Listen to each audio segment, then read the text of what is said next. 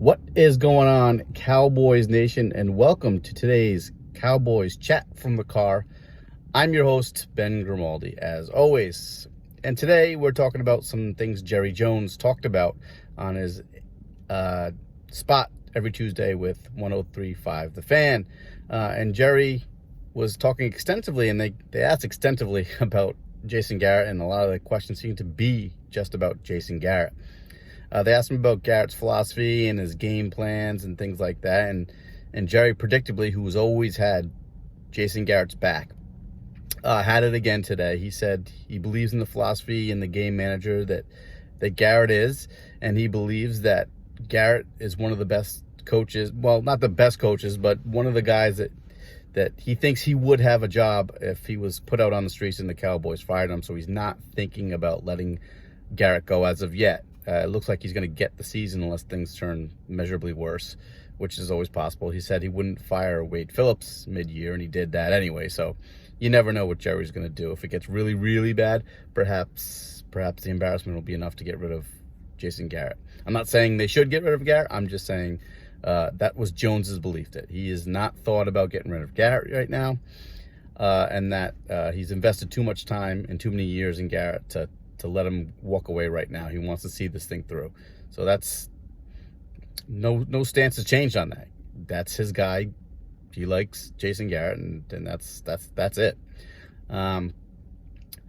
Secondly, when we're talking about the Cowboys and what they need to do to get better and to be better moving forward, I think some of the things that need to change, and I talked about this in my article yesterday in the Vent, is you need to stop being so stubborn. I mean, Garrett wants to run the ball when we know it doesn't work, and he continues to have Jason Witten on the field just too much.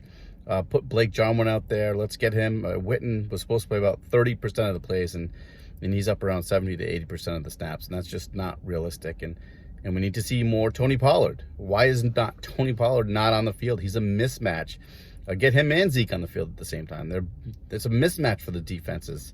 So the Cowboys are still stubborn in their approach, and it looked like they had it down the first 3 weeks and they knew what they wanted to do, and now it just looks like they reverted all the way back to what they were before, and we're not getting the various looks and the creativity and Pollard and Zeke and more Blake Jarwin and things like that coming out of the last 3 weeks. So it's been a struggle, and the Cowboys look like they're going to be without both tackles again. It says it doesn't look good for Collins, and Tyron Smith has not progressed as they had hoped.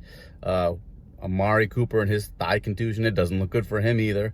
Nobody knows about Randall Cobb yet, so we're going to get into some practice stuff later in the week. So keep checking in here for updates if you don't see it. I mean, what are you going to do? The Eagles, on paper, if those injuries are all out there, the Eagles have the better team, and the Cowboys are going to have to play a perfect game. And that's the issue with the Cowboys right now.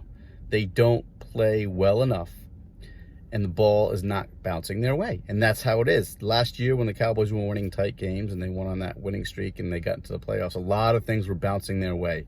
Some of the things that were bouncing their way last year is not happening so far this season, especially the last few weeks. Tip passes are being intercepted. Zeke making the wrong read on a run where he should be gone for a touchdown, and instead he cuts it upfield against the Jets for a 12-yard game. These things are the things that have been happening for the Cowboys the last few games. Everything that's going wrong, everything that can go wrong is going wrong, and that's just the way it is for the Cowboys right now. It's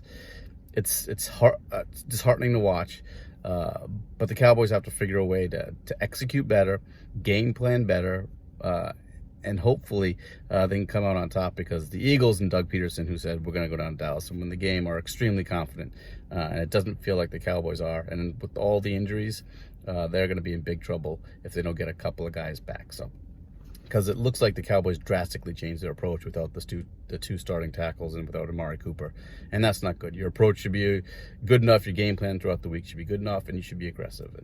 And that wasn't happened against the Jets. So let's see what happens against the Eagles, who are terrible in the passing game, and the Cowboys need to throw the ball downfield. So we'll see what happens. That has been a Cowboys Chat from the Car. I'm your host, Ben Grimaldi. You can find me on Twitter at Ben Grimaldi, as well as on Cowboys Nation and writing for thecowboyswire.com. Thanks, guys.